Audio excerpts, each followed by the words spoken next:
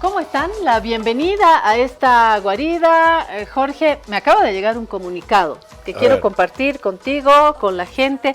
Es un comunicado de la Embajada de Venezuela. ¿Lo podemos mostrar, por favor? Y lo leemos. No tienen el comunicado, no importa, lo voy a leer yo, no hay problema. Comunicado dice que el embajador de la República... Ahí está, gracias. El embajador de la República Bolivariana de Venezuela ante el Estado Plurinacional, César Trompis, junto a personal diplomático y local de esta misión venezolana, expresa, número uno, lo digo rapidito, voy resumiendo, el rechazo de forma absoluta, la pretensión imperialista de seguir criminalizando la política internacional a través de acusaciones infundadas a la República de Venezuela y en particular al presidente Nicolás Maduro. Dos, el respaldo de forma plena e incondicional al presidente constitucional de Venezuela, comandante en jefe de la Fuerza Armada Nacional y de la Revolución Bolivariana, quien es líder fundamental de nuestra nación, y el claro objetivo de los ataques imperialistas en busca de acabar con la soberanía de los venezolanos. Y en un último punto nos dicen que el trabajo diplomático es y será una trinchera por la verdad de Venezuela, por la elevación bolivariana de la paz y un muro de contención a los ataques que pretende el imperio norteamericano contra la figura del presidente. Este es el comunicado que nos hace llegar la Embajada de Venezuela. Mi pregunta es, ¿a qué estás respondiendo? Porque un comunicado con este volumen no es a propósito de nada, ¿no? ¿Cuál es, según tú, el origen? Según no, es de acuerdo a la noticia, Estados Unidos elevó la recompensa sobre Nicolás Maduro a $50 millones para aquellos que logren o que aporten datos para el posible arresto ¿Reciente? Del presidente. Sí, esto es de ayer. Entonces, ante esa noticia de que Estados Unidos ofrece una recompensa de 50 millones por datos para detener a Maduro, así reacciona Venezuela, ¿no? El gobierno de Venezuela. Y bueno, lo acusan de narcoterrorista. Y es una acusación muy complicada, porque después... imagínate, no puede salir del país. Si sale del país pueden detenerlo, ¿no? Y bueno. Estoy releyendo los 3 puntos y no hay ninguna otra especificación, ¿no? No, pero es debido a eso. Y esas son las acusaciones a las cuales, infundadas, a las cuales hace mención la embajada y supongo que todas las embajadas venezolanas en el mundo, ¿no? Sí, obviamente es una política del país. Ahí está el comunicado, ahí está la noticia y tenemos la otra de Víctor Hugo Romero, que no es una noticia, es una imagen, el trabajo, la opinión de Víctor Hugo Romero que tiene todos los días en La Guarida. A ver, la vamos a mirar. ¿Qué dice? Recuperemos,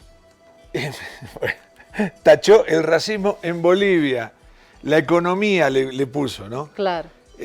Siempre se equivocan, les dijimos que no pinten la verdad. Uy, se puso... Está encendidísimo. Tremendo, Víctor Hugo Romero. Esa es su opinión justo antes de las elecciones. Elecciones que llegan a la recta final. Volvemos a La Guarida, por favor, para comentar que las campañas están ya cerrando, ¿no? Doria Medina, Jorge Quiroga, Tuto Quiroga, que como están encabezando las encuestas de estos grandes medios, obviamente los focos van dirigidos a ellos, ¿no? Manfred Reyes Villa también ha tenido un cierre de campaña, pero los otros también, del Castillo, candidato oficialista, que está cerrando también la campaña. Hay una Rodrigo gran Paz. repercusión internacional en relación a las elecciones de Bolivia, porque dicen puede haber un giro histórico hacia la derecha después de 20 años del gobierno del MAS, y bueno, hay una gran incertidumbre. Nadie se anima a decir va a ganar este, va a ganar el otro, porque realmente no se sabe, ¿no? Sí, verdad. Estamos hoy esperando la llegada del ex precandidato a la presidencia, Jaime Dum. Con él queremos hablar sobre su último recorrido, sobre su paso ya concreto a la política, conocer su historia, conocer su versión, sus sentimientos y, sobre todo, ¿qué sigue ahora? ¿Qué va a ser de Jaime Dum? ¿Va a quedar en el olvido o más bien es el inicio de una fuerza política o de un líder político? O si es cooptado por el ganador. No sé quién puede ser el ganador, pero yo creo que Jaime Dum es un recurso humano muy valioso, que puede ser, digamos, cooptado para decir, bueno, vas a ser ministro de esto o vas a encargarte de aquello otro. Él sabe mucho de finanzas, está conectado con los organismos internacionales. Entonces, yo no creo que haya tanta gente capacitada, no en Bolivia, en los países, ¿no? Sí, conoce de esto, lo ha estado expresando en distintos medios de comunicación y le ha llevado a la política. De hecho, no faltan analistas que dicen que si no impedían que Dum, si las normas eran las justas o no, se lo vamos a preguntar a él, pero si no se impedía su ingreso a la boleta, que vamos a ver todos este domingo, habría sido un candidato que sí podía hacer peligrar los lugares que están ocupando, por lo menos hasta ahora en las encuestas, Samuel Doria Medina y Tuto Quiroga otra vez. Hay quien dice que Manfred Reyes Villa y Rodrigo Paz no están tan lejos, que se están acercando. Yo creo que a los 4 le hubiera restado votos. Sí, bueno, pero yo decía que lo estamos esperando, seguramente está esperando su Puma Qatari, enseguida vamos a abrirle la puerta, ¿no? En cuanto llegue. Y en la segunda parte del programa vamos a hablar de Colombia, de la muerte de este líder. Caray, los líderes políticos bolivianos dirán en este momento, ¡uf! Por suerte estamos haciendo política en Bolivia. Habrá tragos amargos, habrá candidatos que han limpiado de la papeleta, pero no hay la violencia que hoy se vive en Colombia. Vamos a hablar con un colega, ¿no? De un periódico colombiano. Antes colombiano. De irnos, déjame meter un bocadillo futbolero. Fíjate que tengo mucho componente celeste. ¿Bolivarista? Sí, bolivarista. Hoy juega Bolívar a las 6 de la tarde, Bolívar contra Cienciano, octavo de final de la Copa Sudamericana. Bolívar tiene muy buen equipo, yo le tengo mucha fe que pueda ganar el partido. Tiene que ganarlo con autoridad, con suficiencia. ¿Por qué? Porque después tiene que ir al Cusco a jugar la revancha. ¿A qué hora es el partido? A las 6 de la tarde. Bolívar tiene todo para ganar. También, cuidado, porque Cienciano es un buen equipo y está conducido por un muchacho, Carlos Decio, que es muy buen técnico. Está con cara de preocupado porque su tele no funciona. Sí. Arregle la tele, si no, no sé, llame a Marcelo Claro que le arregle la tele. Hoy que tengo 3 partidos, tiene que funcionar esa tele. Y lo otro que quiero decir, es un día muy feliz para los bolivaristas porque se anunció...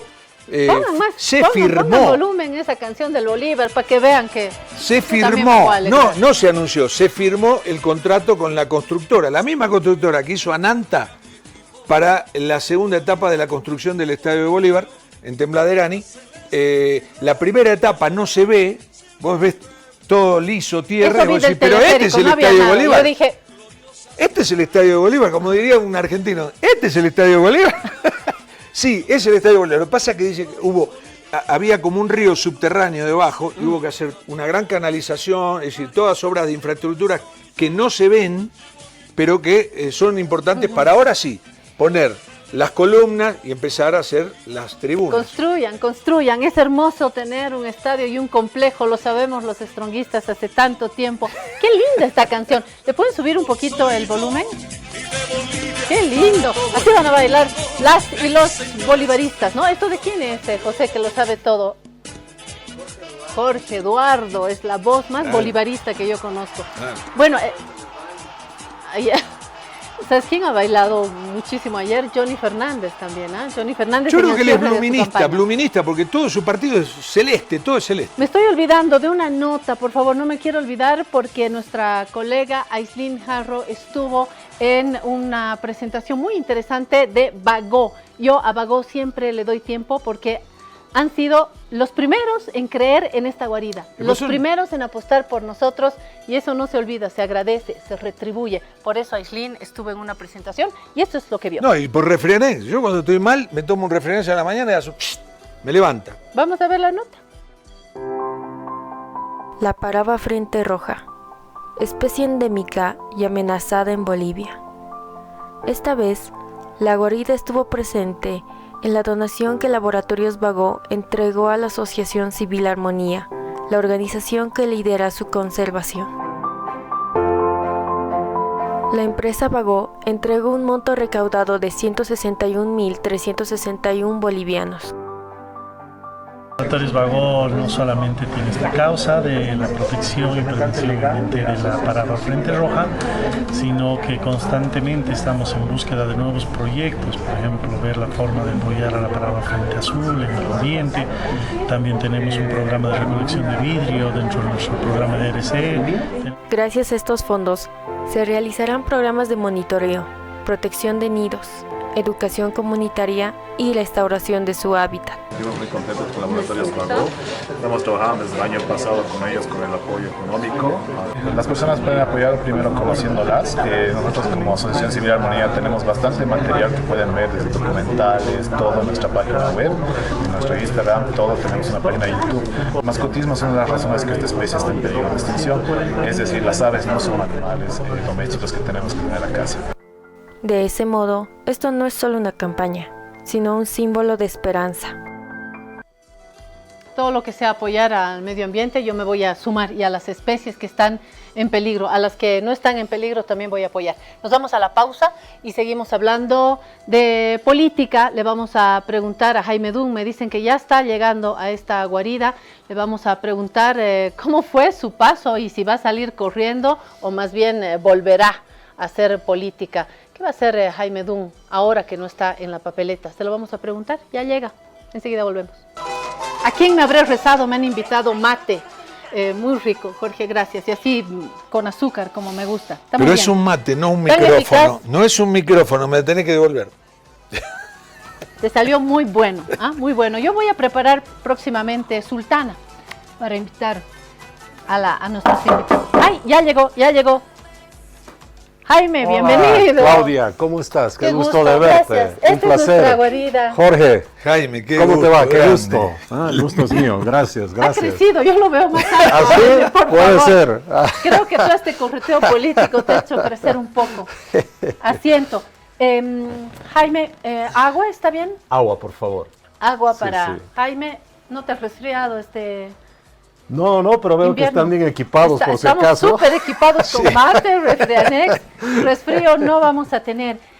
Jaime, te tuteo, estamos en un espacio muy, muy íntimo. La última vez que estuve junto a Jaime Dun en persona fue en La Razón, en mis tiempos en La Razón, y ha sido siempre un placer entrevistarlo a solas o en una mesa de debate. Hoy, Jaime, volvemos a ofrecerte esta guarida, así se llama el programa, La Guarida, y es un espacio seguro, con un deseo de que sea muy plural también, así que vendrás varias veces. Le vamos a dar la llave de esta guarida. Exacto. Y nos vamos a ir antes de que Jorge haga la entrega oficial. Vámonos a la rejilla junto a nuestros auspiciadores, por favor.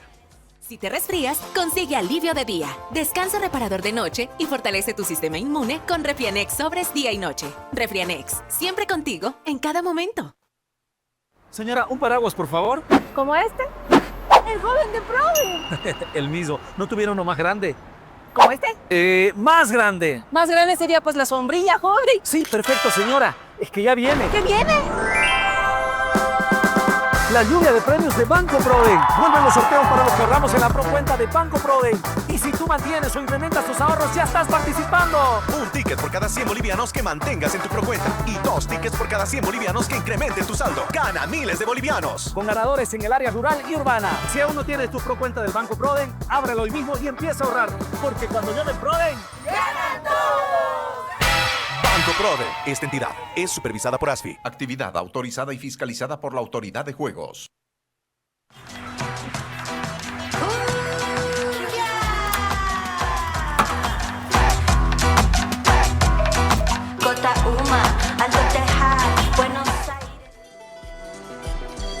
Jaime, pues es que la llave tiene un gran parecido al mate. Cuando alguien te ofrece un mate es porque te está ofreciendo toda su confianza, ¿no? Y lo mismo pasa con la llave. Este es el símbolo de nuestro programa. ¿Por qué? Porque es queremos, como dijo Claudia, que sea un lugar seguro para nuestros invitados y bueno, la llave es el símbolo de la hospitalidad, de la amistad, también del retorno, cuando alguien te da una llave, de la confianza. Totalmente. No le das la llave totalmente. Y esta es una llave. Un honor, por supuesto, recibir esta llave. Esta sí que es una llave del Bicentenario. Mirá lo que es esto, de una viejísima casona de aquí, ¿no?, de La Paz. Qué cosa más la hermosa. encontramos en el centro, en el viejo centro de La Paz, y dijimos, este tiene que ser el símbolo del programa. Y los invitados harán una copia y luego podrán entrar en la casa. Me vuelvo a acordar de un chiste de Mafalda que entra a un negocio donde hacían llaves y le dice, señor, claro, ella muy astuta, le dice, señor, ¿me hace la llave de la felicidad, por favor? Y el señor le dice, ¿cómo no, nenita? Deme el modelo. Y Mafalda se va y dice, astuto el viejito. Para saber cómo es eso. La llave, es gran significado. Primero, confianza, por eso para mí es un honor. Y la llave necesaria para abrir muchas cosas. Hoy, ¿no?, tenemos que abrir tantas cosas. Para, ¿no?, abrir muchas puertas, claro, muchas mentes, muchos corazones. Y para mí un honor, de nuevo. Gracias, Claudia, gracias por estar acá. Yo creo que Bolivia necesita una llave gigante como esta. Y que yo todos creo que se la necesita pasen. varias llaves, Bolivia, para el acuerdo político, salir de este desastre económico, ya lo hemos hablado también, la llave de instituciones fortalecidas, la llave de un país que al margen de sus pensamientos diferentes puedan enfocarse en una misma sociedad y no pensar que el mundo está así de dividido o el país así de dividido y en blanco y negro. Es un momento difícil y hemos invitado a Jaime Dum porque también ha pasado momentos difíciles. Jaime Dum, que lo hemos visto primero haciendo análisis en varios medios de comunicación, muy focalizado en la economía, en las finanzas, y de ahí los focos de la política apuntaron y se pensó que iba a ser un candidato que podía poner en jaque las candidaturas más tradicionales. Se estaba afilando ya lo estábamos viendo, ya había aires de campaña, cuando de pronto observan, unos dicen que no se cumplió, que no hubo una mala fe y que se observaron no cumplimiento de la normativa, que no había cómo entrar. Otros dicen que lo barrieron de la papeleta. ¿Cuál es la lectura de Jaime?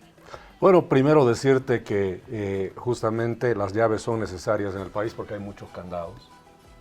Hay candados impuestos, hay candados casi eternos en este país y justamente mi candidatura ha sido una forma de llave, de abrir todos estos candados y darle a los ciudadanos bolivianos esperanza de un cambio, de una nueva visión de país, de un cambio muy profundo, porque la crisis para nosotros, la crisis no es solo económica, es una crisis moral, es una crisis institucional, es una crisis de principios y de convicciones. Entonces nosotros hemos representado de alguna manera esa llave con el apoyo de cientos de miles de ciudadanos, millones de ciudadanos, que nos han apoyado en esa lucha, en lo que llamamos la Marcha por la Libertad. Y sí hemos logrado hacer que esta vieja forma de hacer política, este sistema, lo llamemos, ¿cuál es el sistema? Es el sistema de un oficialismo con una izquierda y añeja, una oposición funcional también al oficialismo, la politiquería de siempre, esa politiquería vieja de mañas, de negociados, de tratos indecentes a las espaldas de la población, ese sistema se ha asustado. Se ha asustado con sus propios números, con sus propias estadísticas. Nosotros no hemos tenido la posibilidad de hacer nuestros propios números, estadísticas, porque eso cuesta mucho dinero, pero los hemos visto, se nos ha compartido. Es más, encuestadoras hoy en día siguen haciendo encuestas con Jaime Dunn, siguen haciendo encuestas. Bueno, mira, habíamos visto nosotros inicialmente, hace meses atrás por supuesto, al inicio una presencia entre el 5 y el 7%, que como que no hacía mucho, no era un tema para preocuparse, es más, muchos veían que era una forma de dividir el voto y por eso algunos estaban de acuerdo de que hagamos eso, aunque nuestra intención nunca ha sido dividir el voto. Pero cuando eso ya empieza a subir y ya cuando salen las primeras encuestas oficiales, se publican y no estaba Jaime Dunn, sí se hizo la encuesta con Jaime Dunn y la conocemos. Ahí estábamos ya con el 23%. Se hacen las segundas encuestas oficiales, se transmiten en todos los medios, tenemos otro medio de prensa que ha sacado su encuesta también, y ahí vemos ya cerca del 38%. Estando inhabilitado, perdón, Claudia. Sí. Y las proyecciones eran de que nuestro impacto siendo habilitados evidentemente era contundente. Entonces, ¿qué ha pasado? Al final, y lo dijo un colega periodista de ustedes en Sucre, dijo, no pudieron unirse contra el movimiento del socialismo, pero pudieron unirse contra Jaime Dunn.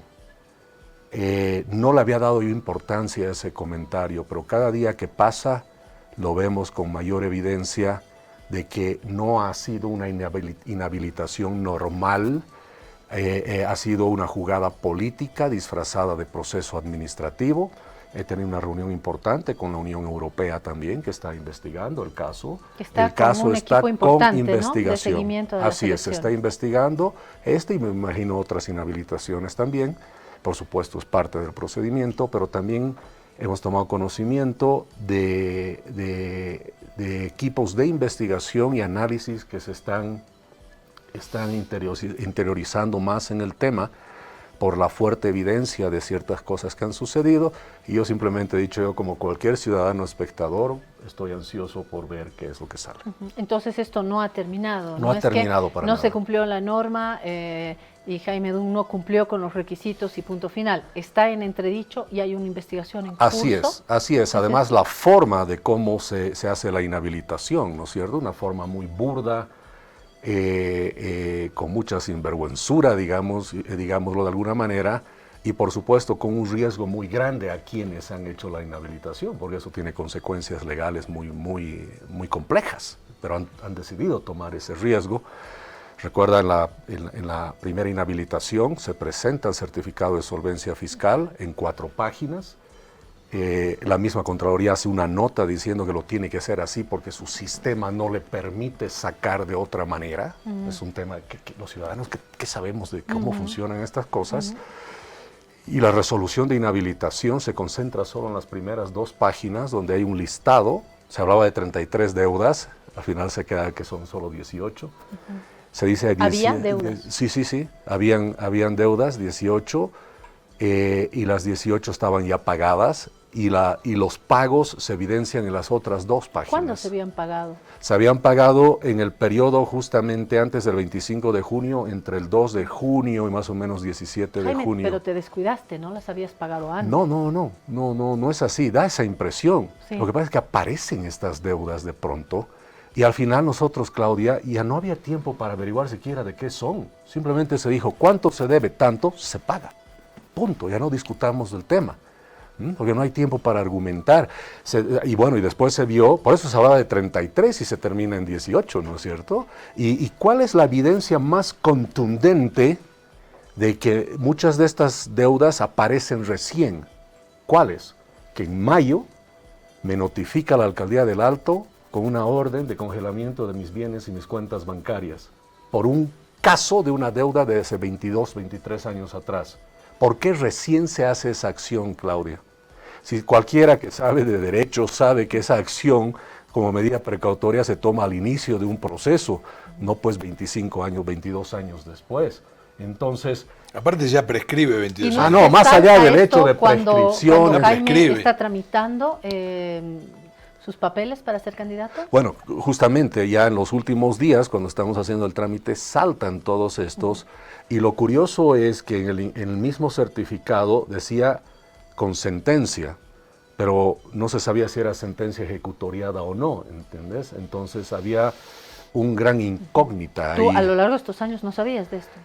Sabía, no sabías que había deuda. Había algunos casos que sabía hace 10, 15 años que se habían resuelto, y recuerda que esto es responsabilidad que se llama solidaria. O sea, no son faltas que he cometido yo, sino que yo era jefe de un grupo de personas. Y en la alcaldía del Alto. De la alcaldía del Alto hubo un incendio, incendiaron la alcaldía del Alto allá el 2001 creo que fue, o 2002, y producto de ese incendio no hay los informes de los consultores. Y años después, y ahora dicen, no, es que falta el informe de tal consultor y se le ha pagado su honorario de $100, $50, por lo tanto, solidariamente tienen que responder el consultor, su jefe, el jefe inmediato, Jaime Dunn y el alcalde. O sea, somos 6 o 7 personas por cada uno de los casos. Y de muchos de estos casos ya hubo esa situación hace 15, 20 años atrás y se habían resuelto esos temas. No solo que se repitieron los informes de nuevo, sino se habían hecho los pagos. Es más, el desorden jurídico que se crea es de tal magnitud, Claudia, que primero se da esta cosa extraña que el Tribunal Supremo Electoral le pide a la alcaldía que defina si hay deudas o no. ¿Y qué dice la alcaldía? Y claro, la alcaldía manda 2 informes, uno diciendo ciertas deudas y el segundo informe, que es más extraño, desdiciendo al primero y arreglando las cosas, hablando de otros tipos de deudas y diciendo que no había sido pagada nunca, lo cual no es cierto, porque nosotros tenemos todos los recibos de los pagos que se han hecho en las cuentas fiscales de la alcaldía. Pero ¿a qué me voy? ¿Cómo una institución del Estado, que es la única que puede decir si hay deuda o no, es cuestionada por el Tribunal Supremo Electoral y le dicen a la alcaldesa Eva Copa, que aparte de alcaldesa es candidata, es rival, que ella se pronuncie si hay deuda o no? Entonces todas esas anomalías te llevan a pensar que esto no es simplemente que Jaime se olvidó o no pagó, o bueno, también podríamos decir la alcaldía se olvidó de cobrar también, pues entonces, durante mucho tiempo. Si tuviera que escribir la noticia, entonces podría decir, 1, que sí había deudas, 2, que Jaime Dunn no las tenía presentes porque no había sido comunicado de esto, que esto salta cuando está haciendo los trámites para ser candidato y que cuando quiere cumplir con con el requisito y regularizar los pagos, hay un pimponeo entre la alcaldía, la Contraloría y el Tribunal Supremo Electoral le pide una última palabra a la alcaldía antes que a la Contraloría, cuando la alcaldesa es también candidata. O sea, desde esta perspectiva, para cerrar este caso, quien actuó de manera por lo menos extraña es el Tribunal Supremo Electoral, Jaime. Sí, yo creo que hay una actuación que amerita muchas explicaciones. Y todo esto es lo que está en esta investigación. No te vas a a ver, de acuerdo a las palabras y a todo el caso, como lo resume Jaime, es una trampa administrativa, ¿es así? Totalmente. Eso es lo una resume trampa todo. administrativa donde no había salida. Según lo que sientes, Jaime, bueno, no se te va a pedir pruebas, por supuesto, pero ¿qué institución o qué actores políticos están detrás de Mira, esto? lo que se puede ver, volviendo, por eso prefiero hablar de este sistema de colusión que existe en el país. Por supuesto, hay instituciones como la alcaldía, la Contraloría juega un rol importante ahí también. Al final no sabes por qué fue así o por qué se emitió así el certificado. Tienes por el otro lado el mismo Tribunal Supremo Electoral. Vocales del Tribunal Electoral de manera extraña que salen a la prensa haciendo anuncios y diciendo qué hay que hacer y qué no hay que hacer y que cómo se debería hacer, ¿no es cierto? Lo cual es muy extraño. Hay pronunciamientos previos al fallo en sala plena y ahí ya se pronuncian algunos con algunas cosas muy extrañas. Pero lo más extraño de todo, como te digo, es que la ley no se cumple porque la misma Constitución establece artículo 234, si no me equivoco, dice que cualquier deuda con el Estado tiene que haber sido pagada. Entonces la palabra pagada es importante. Y en ningún momento se evalúa si se ha pagado o no. O sea, se omite esa parte. Ya nosotros en la primera vez que presentamos la resolución de solvencia fiscal diciendo que no hay deudas, la misma Contraloría pone un informe adjunto explicando que no hay deudas, que está todo pagado antes del 25, ignoran ese informe.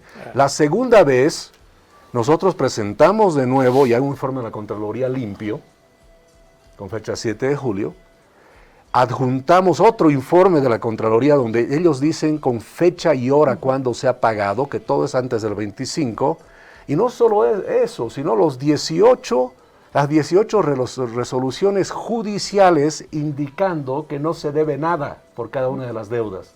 Eso se presenta y el Tribunal Electoral solo toma la resolución. No se pudo, claro, y no dice, se pudo la fecha está mal, dice, o sea, viene con 7 de julio. Tiene que presentar retroactivo, algo que operativamente es imposible que haga la Contraloría. ¿Y sabes qué es lo complicado? Que ante tus ojos y la de tu gente cercana, todo esto está presente, claro, hay razones, hay cuestionamientos, hay algo que no va a terminar acá, pero para la gente que está viendo la tele, para la gente que está ahí, nada, no cumplió o lo barrieron, ¿qué más da? Ya no está en la papeleta. Políticamente estás fuera de la papeleta.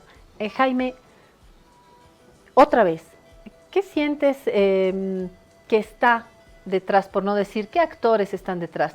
Lo primero que se me ocurre en toda mi inocencia, esta semana ya me han dicho 2 veces que no comprendo bien la política, creo que de verdad me cuesta comprenderla.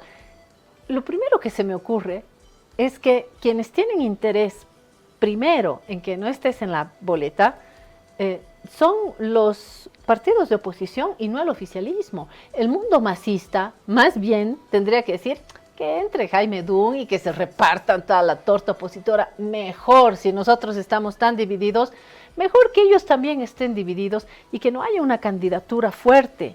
Pero entonces, en todo esto que cuentas, ¿quién? Esa es mi pregunta. Bueno, eso es lo que te digo. Este sistema, por eso, tenía el cuidado de decir que es la colusión también entre la oposición funcional, ¿no es cierto? Que no es oposición de verdad.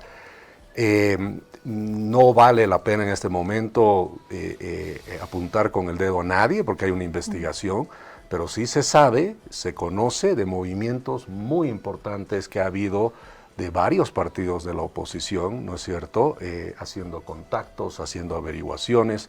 Es más, otro colega periodista de ustedes en su programa, no dice quién, pero dice, tengo aquí notas donde dicen que Jaime Dun tiene que ser inhabilitado, y él revela que son de partidos de la oposición que le están haciendo notar a él como periodista. Es que está bastante claro, vos no perjudicabas al MAS. No.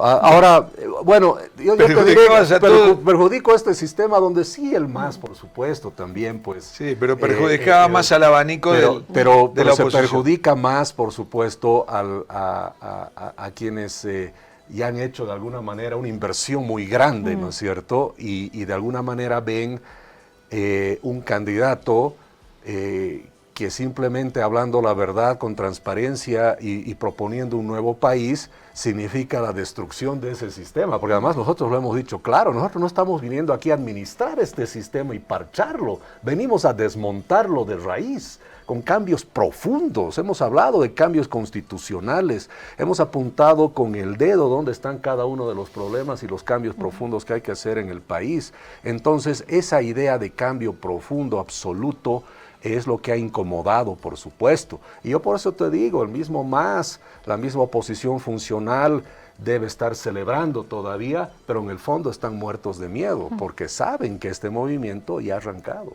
y no va a parar, Jorge. A estas alturas de la vida, Jaime Dun ya sabe que si quiere bailar morenada tiene que tener plata. Y si quiere hacer política, tiene que tener más plata todavía. ¿De qué financiamiento podemos hablar? ¿Dónde se iba a apoyar? Porque hay personajes que dicen que por falta de plata no se pueden meter en la política. ¿Había financiamiento? ¿Por dónde te habrías podido estructurar financieramente? Mira, Claudia, creo que uno de los temas interesantes, y no lo digo yo, porque han venido expertos de varios países a hablar conmigo personalmente, incluyendo gente que ha trabajado en la campaña de Milei, gente con la campaña de Donald Trump, han venido a ver lo que ellos llaman el fenómeno Dunn. Yo les he dicho, no es un fenómeno, es un milagro.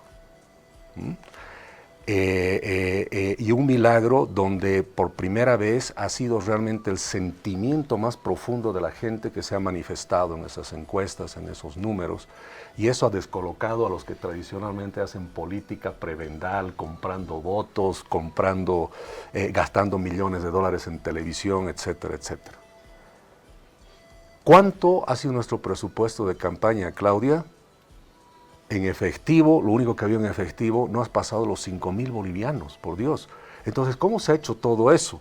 Es la gente que de manera de voluntad propia, legítima, genuina, ha colaborado. Ahora, por supuesto, todo eso tiene valor, pero no sabemos cuánto vale eso, no hemos cuantificado. Yo sé que si yo llego a Yayagua, como he llegado a Yayagua, la gente en Yayagua prepara el almuerzo, el desayuno, nos dan el hospedaje, todo el aporte ha sido en especie, lo llamemos, ¿no es cierto? Y ha sido fabuloso el trabajo que se ha hecho. Mira, uno de estos expertos internacionales justamente me dijo que en el monitoreo que ellos hacen de redes a nivel mundial, ellos identifican entre 12,000 y 15,000 nodos, los llaman. Y yo digo, ¿qué es eso? Dice, son personas que reciben algo de información de Jaime Dunn y la reproducen de tal manera y con tal frecuencia que califican a nodo.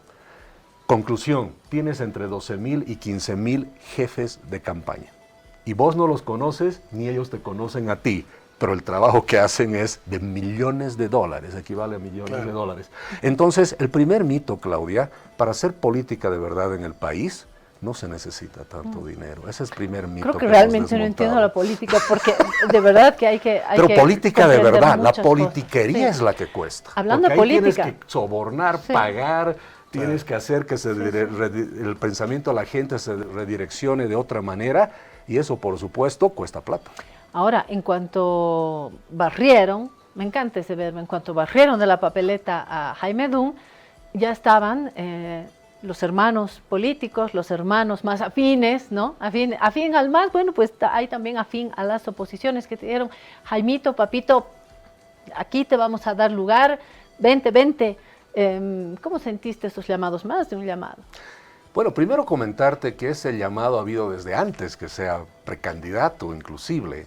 Había esas invitaciones. Yo personalmente había trabajado con mucho esfuerzo también, de manera silenciosa, pero con mucha incidencia en tratar de que haya un bloque de unidad y un candidato único. Es más, yo mi programa de gobierno ya lo había compartido con algunos de ellos, y mi sueño, ingenuo diría yo, era que capaz el programa de gobierno que yo trabajaba sea el programa de gobierno que use el bloque de unidad. Además, el único político que abiertamente reconoció mi aporte fue Luis Fernando Camacho, que leyó una carta en los Hotel Los Tajivos, cuando había la presentación, un foro de candidatos, y él agradeció por la contribución que yo había hecho a la unidad con este programa de gobierno. ¿Creíste en la unidad? Al principio sí, creí que era algo que se iba a dar por lógica además, pero no duró mucho ese pensamiento. Yo mismo me volví crítico del bloque de unidad, porque justamente decía, un bloque de unidad no puede estar concentrado en el tema accesorio y no lo esencial. ¿A qué me refiero? Lo accesorio es quién va a hacer la encuesta, quién es el que va a salir en la foto, cómo nos vamos a organizar para hablar. De eso discutían ellos, pero el tema de fondo, lo esencial era, justamente yo decía, ¿cuál es la visión de país? ¿Qué los une?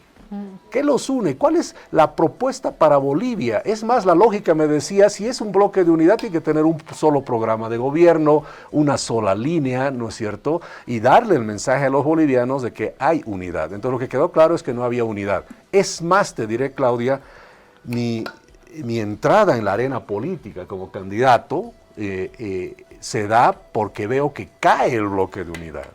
Es la caída del bloque de unidad donde yo digo, caramba, hay que hacer algo. Y yo no puedo seguir siendo el que hace crítica y observaciones. Tengo que entrar a la cancha. Y yo entro, por eso me dicen tarde.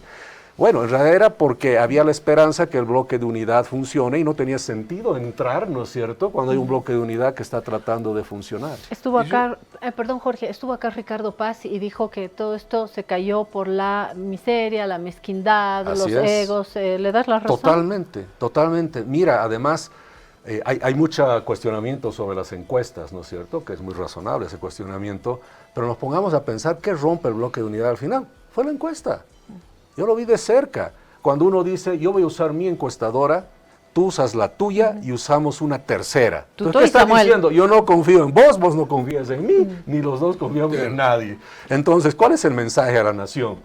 No confiamos entre nosotros. Una pregunta. Yo creo que Bolivia necesita un gran acuerdo nacional para poder salir adelante y empezar a prosperar como país, en todos los órdenes. Pero lo veo difícil ese, ¿no? Desde el momento que se rompe la unidad, al segundo día que se anunció esa unidad.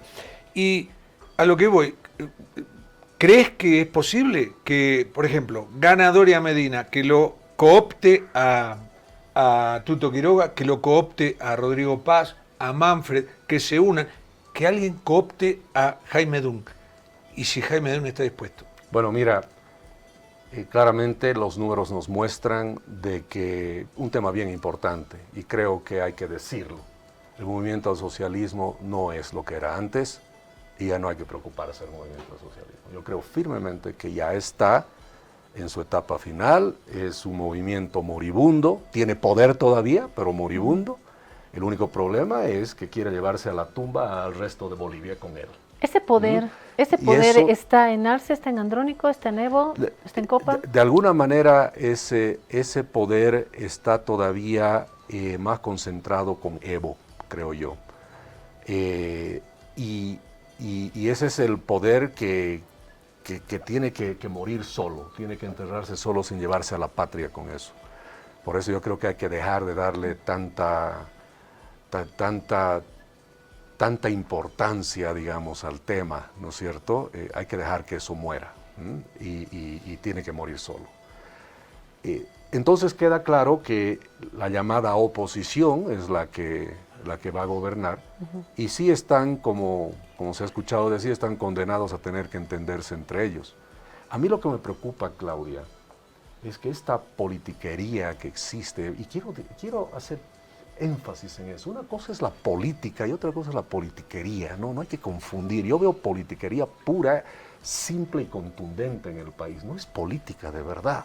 Entonces, esa politiquería me preocupa porque es la unión de intereses circunstanciales, de intereses coyunturales. Por conveniencia. De conveniencia total y absoluta. No es la unión de principios, de convicciones, de ideología, de cambio profundo de verdad. Es simplemente cómo nos cuoteamos la patria para salir adelante estos 5 años. Entonces, a mí me queda claro que lo que vaya a suceder ahora va a ser evidentemente un gobierno que tiene que tomar decisiones bien complejas, bien duras, pero van a ser en función a intereses principalmente y no necesariamente con una visión de patria, con una visión de una nueva Bolivia. Es más, mi crítica siempre, y mira, le he dicho de manera personal a cada uno de los candidatos, porque han llegado a venir hasta mi casa, muchos de ellos. A los de oposición, obviamente. De oposición, por supuesto. ¿Con los masistas? No, ninguna relación.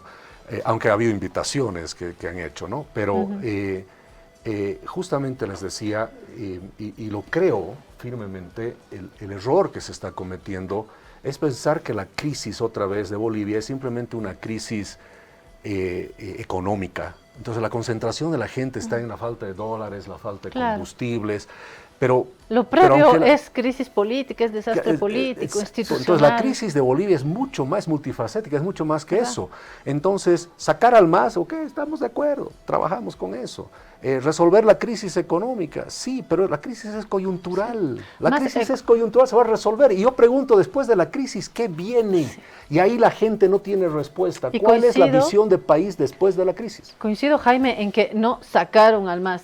El MAS se sacó solo. Solo. Porque la ruptura la han provocado dentro del propio MAS. Como hablamos de las oposiciones, de los egos, de las mezquindades, de mi encuesta, de yo o nadie, no importa que mi cara esté en las papeletas hace décadas, o yo o nadie, en el MAS sucede algo así, y si se rompieron fue por los martillazos que han dado desde el interior del MAS. Creo que es una crítica que podemos hacer transversal a la clase política. Ese fue la división del MAS, el encono personal de algunas personas, Arce contra Evo, Evo contra Andrónico, Evo contra Arce también. Bueno, eso es el suicidio 1. Pero aparte, yo creo que hay un suicidio 2. Llamar a votar nulo y que el MAS no tenga representación parlamentaria, le deja todo servido el Parlamento a la oposición. Entonces, es decir, te proponen 50 leyes y aprueban las 50. Claro, es que y vos te quedas afuera. Ese es el tema que estoy hablando desde parte del MAS, ¿no? No, de acuerdo. No, y es una percepción personal, porque dentro del propio MAS dicen yo no voy a votar por Del Castillo que nos ha llevado a esto. Claro. Eva no va a votar por Evo porque le parece el demonio. Arce, entonces tampoco vas a hacer es una voto, película no sé. suicidio 1 y suicidio 2. Claro, y es el reflejo de la mezquindad, la avaricia de poder, ¿no? de un individuo, de un Evo Morales, ¿no? De una persona que te digo, está no solo que quiere morir llevándose parte de Bolivia, si es posible con eso, sino que está dispuesto también a morir matando. Me suicido matando a alguien. Alguien me dijo, Jaime Dunn lo tomó más deportivamente. ¿Lo tomaste más deportivamente? ¿Deportivamente en qué sentido? En el sentido de que no... La marginación de esta selección. Claro, sales y tampoco es que ibas a romperlo todo de bronca. Ahí está, lo tomaste con un poquito de agua y eso no quiere decir que no vuelvas a la política. No, y aquí viene la pregunta, ¿qué viene ahora? Sí, no, mira, tú decías que me sacaron. Yo te diría, nos sacaron circunstancialmente de la candidatura, pero no nos han sacado de la historia, la carrera, el cambio y el alma de la gente. Estamos más adentro que nunca, te diré.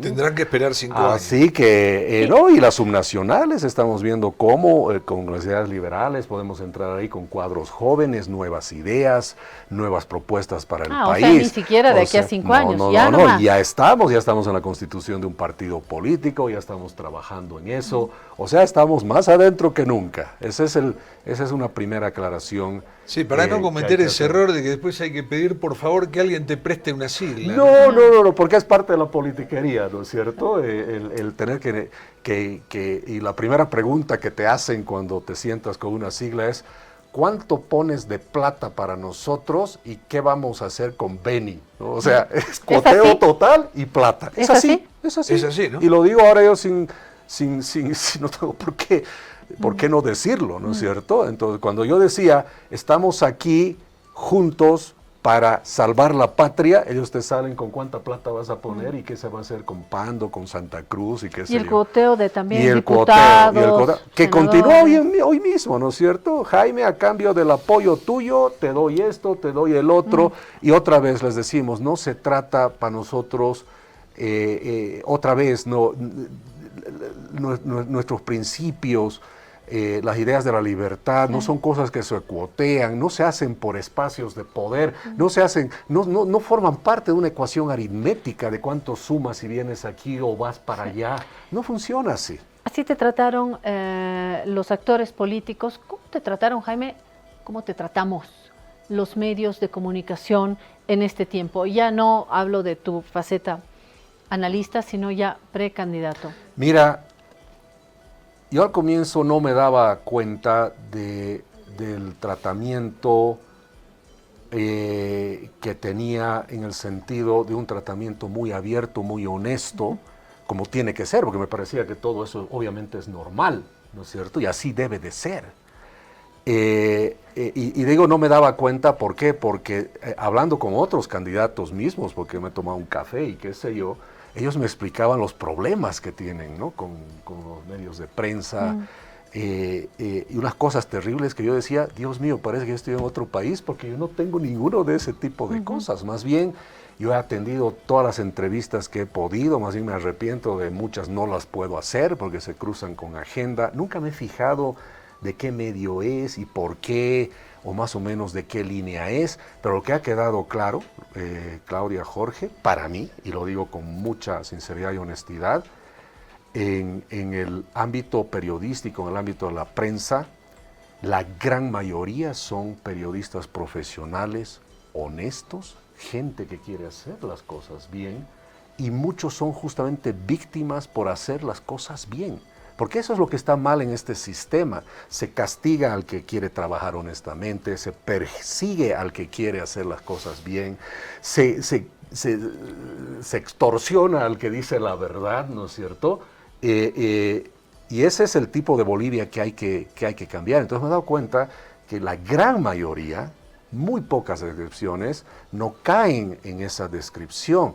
Ahora sí he encontrado, y lo tengo con nombre y apellido, no es necesario que lo diga, ciertos periodistas que no son periodistas, que están claramente, no sé si financiados o qué, pero la entrevista la hacen con un propósito, con un objetivo, y no solo eso, que después de la entrevista hacen pronunciamientos personales y juicios de valor, que te das cuenta que no fuiste a una entrevista, fuiste a un interrogatorio, a un careo. O a una trampa, en algunos casos. No, y definitivamente una trampa desde la entrada, ¿no es cierto? Pero por lo menos en mi caso te diré, ese es el 0,001% de los periodistas. Jaime, hoy está hablando de los medios. Esta mañana estábamos mirando los medios internacionales aquí en Sudamérica, por lo menos, mucha profusión de notas sobre Bolivia, que las tenemos en producción, sobre todo en Argentina, en Colombia, y hablan de un giro histórico en estas elecciones. Es decir, que la derecha va a derrotar a la izquierda, sobre todo si la izquierda va con voto nulo. ¿Y vos lo crees así, que es un giro histórico?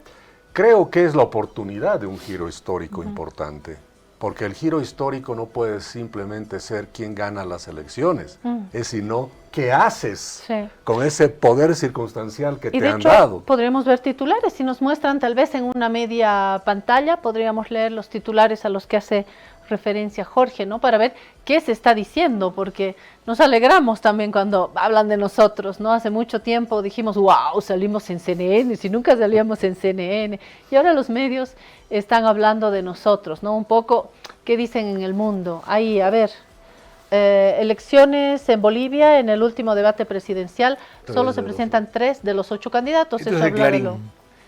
Del último debate. Hablando de debates, ¿cómo viste, Jaime? Bueno, vamos a leer este primero. Sin nafta ni dólares, una Bolivia con una economía agotada se prepara para un histórico giro a la derecha. Sí, Guillemí de La Nación está haciendo hace ya varios días notas sobre las elecciones en Bolivia. ¿Hay alguna más? Sí, tenemos a mí me llama la atención la forma en que lo definen acá, en el tiempo. Sí.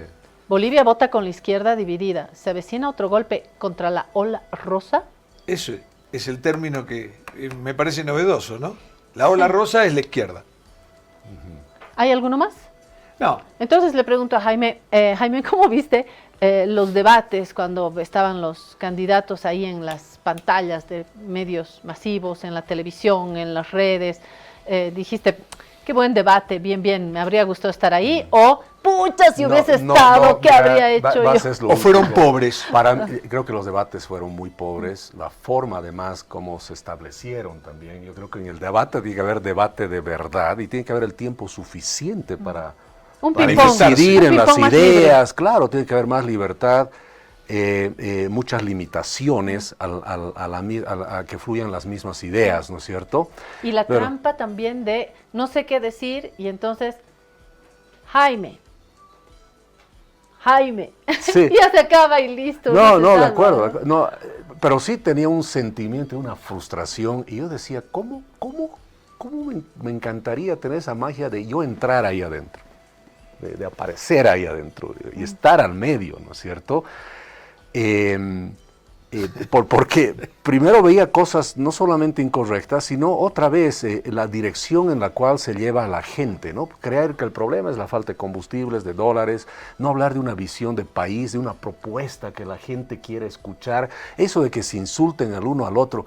Por Dios, yo en un debate con esa limitación de tiempo, ni siquiera escucharía el insulto, no sé qué, yo tengo tiempo para esas cosas, ¿no?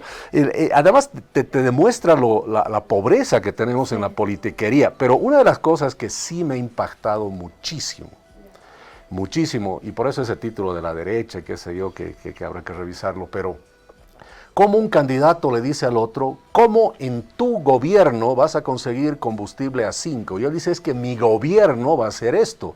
Y el otro dice, es que mi gobierno va a ser más que el tuyo. Y él dice, no, el mío más que el tuyo. O sea, era el debate de qué gobierno es el que hace más, cuando la gente está cansada que el gobierno haga.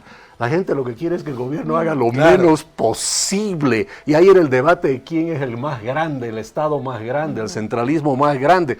Es más, hasta ya vendieron el litio, ni siquiera han sido escogidos, ¿verdad? No le han preguntado a la gente. Entonces, ¿cómo se ve debatir a candidatos que se creen soy el yo, el único, el Estado soy yo, como decía alguien, y yo defino lo que se voy a hacer y yo voy a hacer más que tú? Jaime, hablando de hacer, y además falta minutos, muy pocos minutos. Oh. Sí, esto está bárbaro, pero falta muy poco porque tenemos un invitado que nos está esperando también. Pero no quiero caer sobre Doria Medina porque él dijo en 100 días carajo, ¿no? Pero realmente, ¿se puede hacer cosas importantes en 100 días? Mira, sí se pueden hacer cosas, pero creo que uno de los errores más grandes que se puede cometer es el pensar en ponerle días. Primero porque no sabes exactamente cómo está la economía. Por ahí el déficit no había sido 12 o 10 o puede ser 20.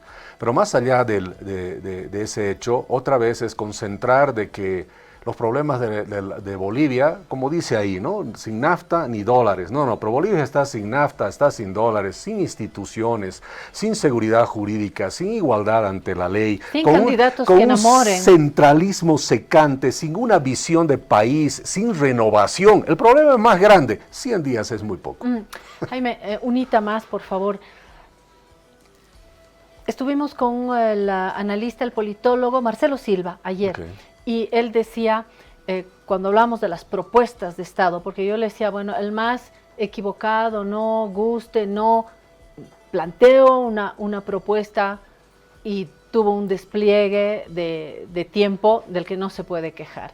¿Qué pasa con la oposición? Hay una propuesta de Estado, de estructura, de sociedad, no solamente qué tamaño de Estado, qué perfil de Estado, qué estructura económica, cómo sobrevive a este mundo tan cambiante que no sabemos hacia dónde va, cómo hacemos para volver a hablarnos con el familiar que nos ha dejado de hablar porque no le gustan nuestras ideas o nuestro voto o nuestra mirada.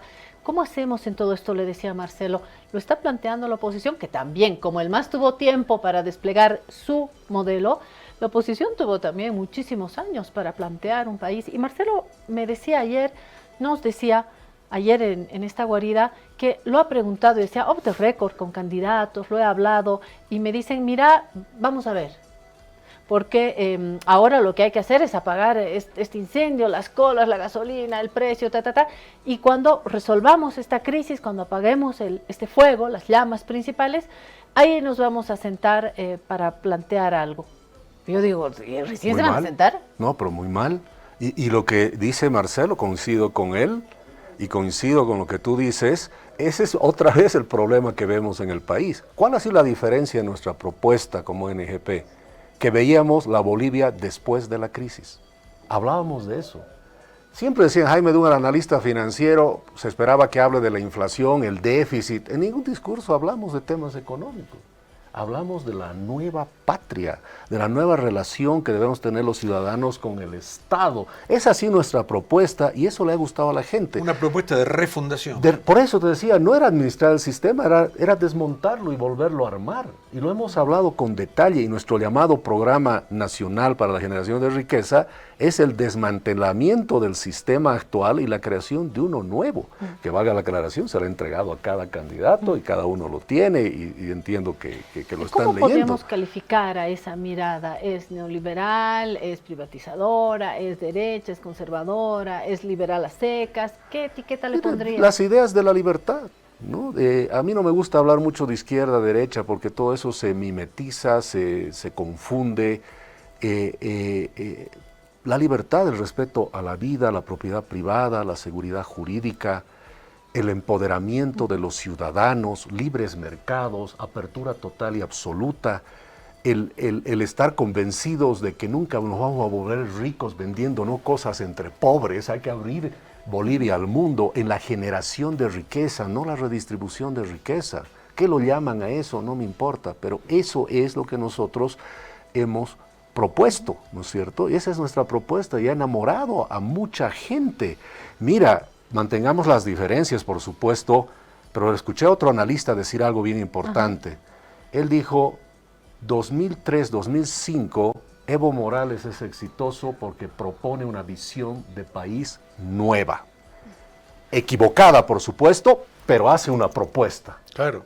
Hace y convence a la gente. Buena visión. ¿No? Y dice, 2025, la única propuesta de visión nueva, más o menos comparable en su impacto, era la de nosotros. Nos sacan de la carrera electoral, se queda el país como está, sin Evo renovación, Morales, sin cambio, y con la idea de decir, después vamos a ver y mira, qué hacer. Qué paradoja, Evo Morales y Jaime Dunn, los dos que no están hoy en la papeleta. Vamos a hablar próximamente con Jaime. No, ¿No? yo tengo dos propuestas para Jaime. Una, que nos visite la semana que viene ya con los resultados puestos. De acuerdo. Y otra, te queremos vender una casita. Ah, sí, la vendo rapidito, por favor. Te explico por qué. Es una casita. Si vos tenés un terrenito, esto te lo montan en 8 horas. Sí, son casas prefabricadas, son unas casas españolas prefabricadas que llegan a nuestro país. Uno las puede diseñar. Estoy con la mano así, enseguida te cuento por qué, Jaime.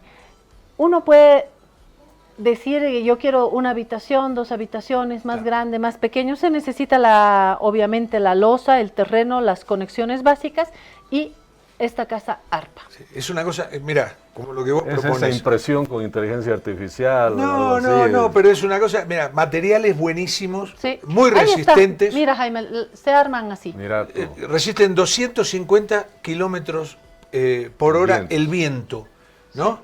Además te la arman, como te digo, en 8 horas, en 7 días vos tenés una casa que puede ser en un terreno o en la terraza de tu casa para cuando tu hijo se casa o tu hija y vos decís, bueno, ¿dónde van? No tienen para dónde ir a vivir. Montamos no des malas ideas, lejos de los suegros y suegras, por automáticamente. favor. No, pero mira, me mal. queda claro viendo la explicación. Esto es iniciativa privada, es innovación. Claro. Y este es el tipo de cosas que un Estado tiene que no estorbar que se haga. Claro. Pero aparte, ojalá no haya estorbos por parte del Estado. Exacto. Y aparte, es el teléfono. Un costo bajísimo. 698-30-847, 698-30-847, las casitas ARPA, o casotas, uno puede tener un tamaño más grande también. Sí, no me digas más casita, por favor, porque...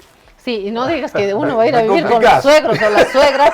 Dios mío, yo no quiero vivir cerca ni de yernos, por favor. Ahora, yo digo esto, van a vivir en la terraza, ¿se pelea el yerno con el suegro o la nuera con la suegra?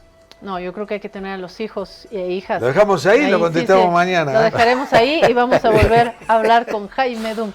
Gracias, nos vamos a una pequeña pausa y enseguida hablamos de Colombia. Gracias, Jaime. Gracias. Tienen que agradecer las y los actores políticos bolivianos. No hay la violencia que hay en Colombia. No tendremos visión de país, nos pelearemos, quedaremos fuera de la papeleta, adentro, no importa, no hay la violencia que hay en Colombia. Por eso queremos hoy poner la atención acá. Enseguida volvemos con un colega colombiano que nos habla de la muerte de tantos políticos, actores políticos en Colombia. Ya volvemos.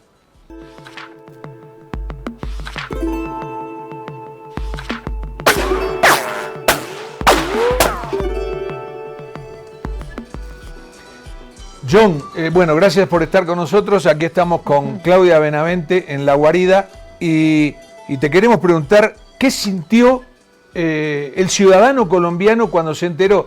Ya el atentado había sido hace 2 meses, pero cuando se enteró de la muerte, ¿qué sintió la gente?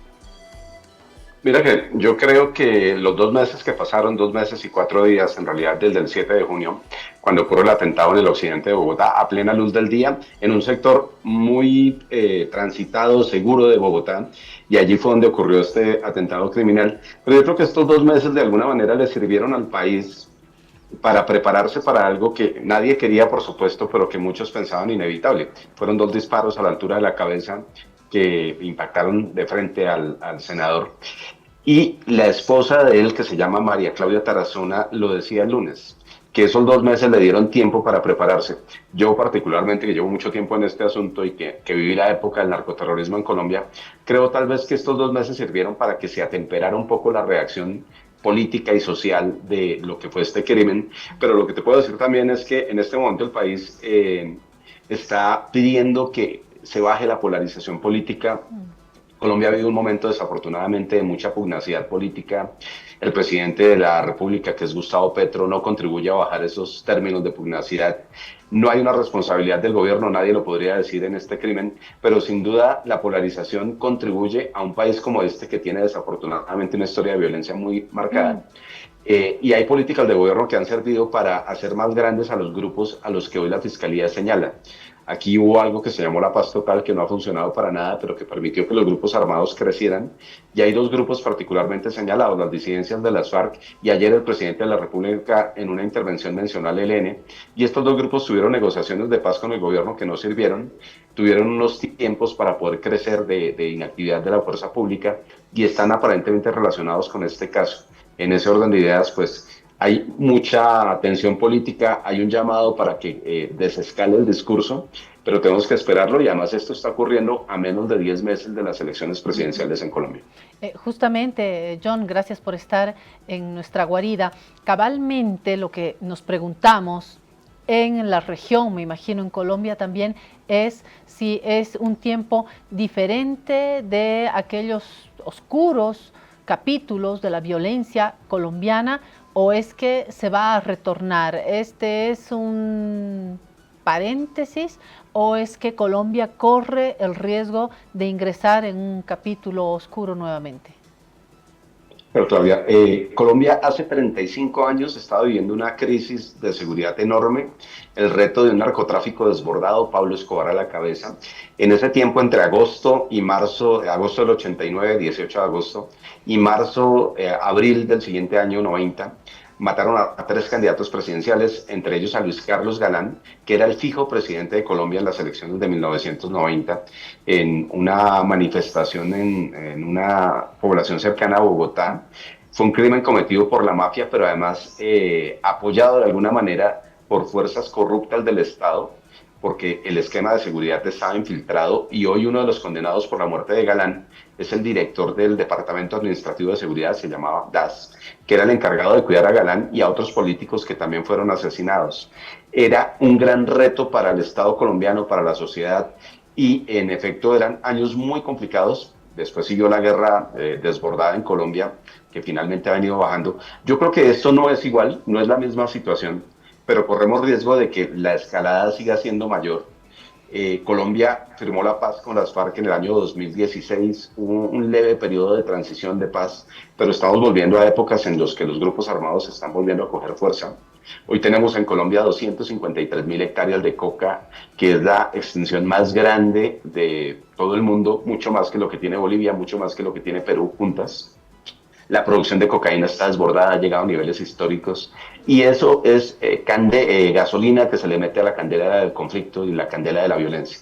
Si no atajamos eso, podríamos volver a tener unos retrocesos que ningún colombiano quiere, pero que desafortunadamente están ocurriendo en las regiones. Por decirles algo, en enero hay una región que se llama el Catatumbo, región limítrofe con Venezuela, pues se vivió allí la tragedia humanitaria de más altas proporciones en años, más de 80.000 personas desplazadas o confinadas forzadamente, porque el ELN, que es una guerrilla que sigue activa, y las disidencias de las FARC entraron en confrontación y el Estado colombiano no fue capaz de evitar que miles de personas tuvieran que salir de allí y que cerca de un centenar fueran asesinadas.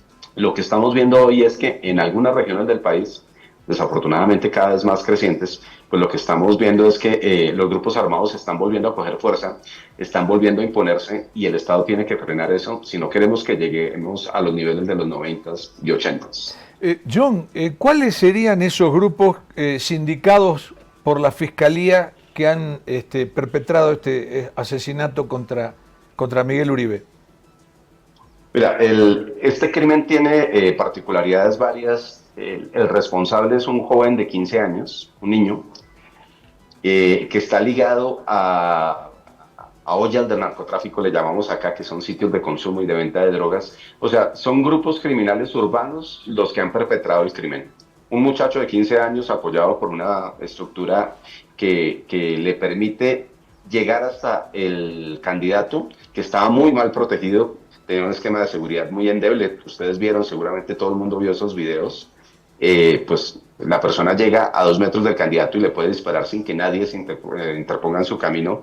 Eso en Colombia era impensable. ¿Por qué? Porque desafortunadamente tenemos una historia de criminalidad y de violencia política que había hecho que los esquemas de seguridad fueran mucho más eficientes. Eso no funcionó.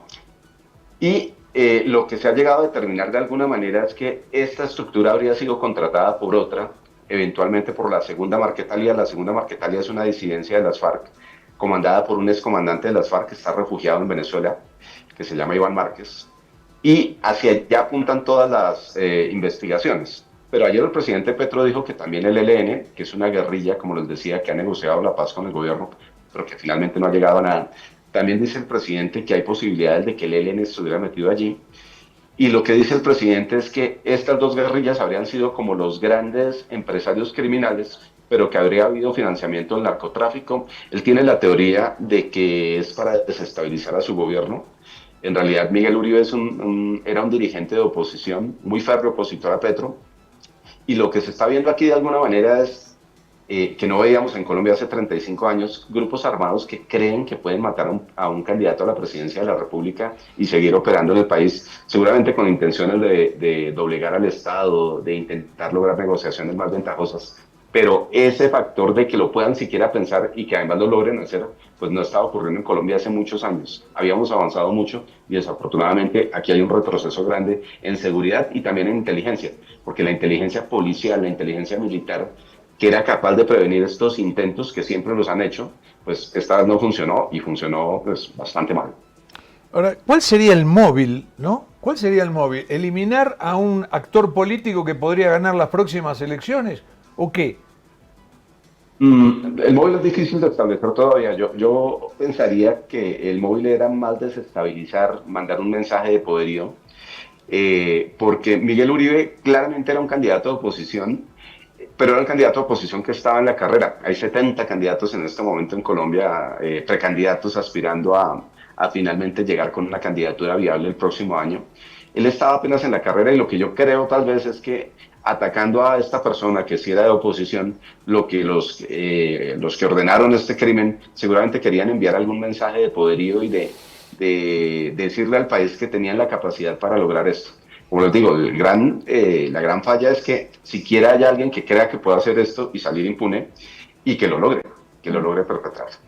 John, en nuestros países están los hechos y en este caso los hechos políticos, básicamente, y están las sensaciones en la ciudadanía, el supermercado, la calle, el café, las escuelas. ¿Cómo ha impactado, cómo sientes como periodista que esto ha impactado en la sociedad colombiana?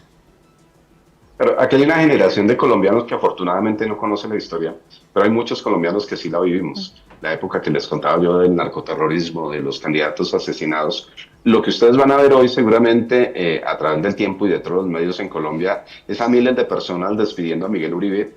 En este momento está en cámara ardiente ya saliendo hacia la Catedral Primada de Colombia en la Plaza de Bolívar, desde donde se dirigirá el Cementerio Central de Colombia. Seguramente vamos a ver algo que vimos con Luis Carlos Galán, el candidato que les mencionaba, miles de colombianos acompañando esto.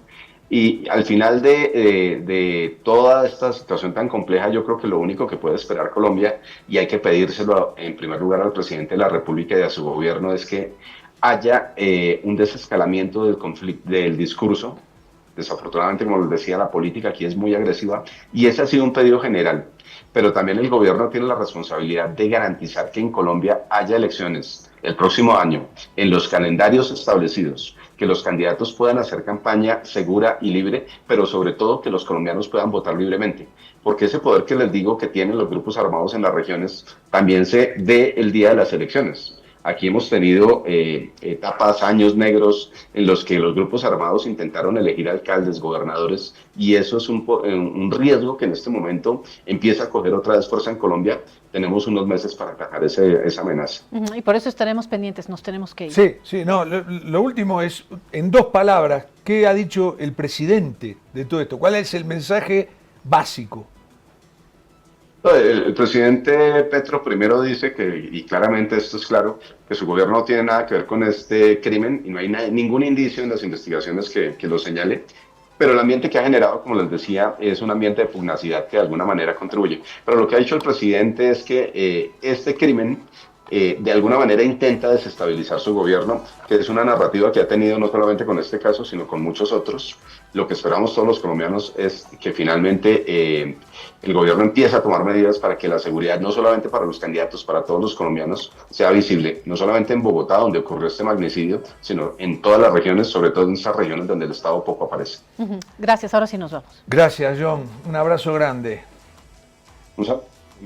Gracias, estaremos pronto en contacto, pendientes de Colombia y pendientes del reloj también. Nos vemos mañana, gracias por habernos acompañado.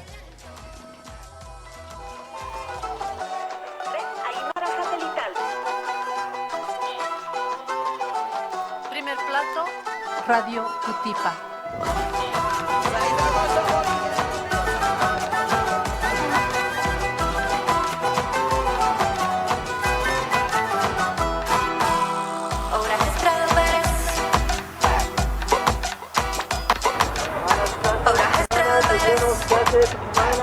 Ahí tenemos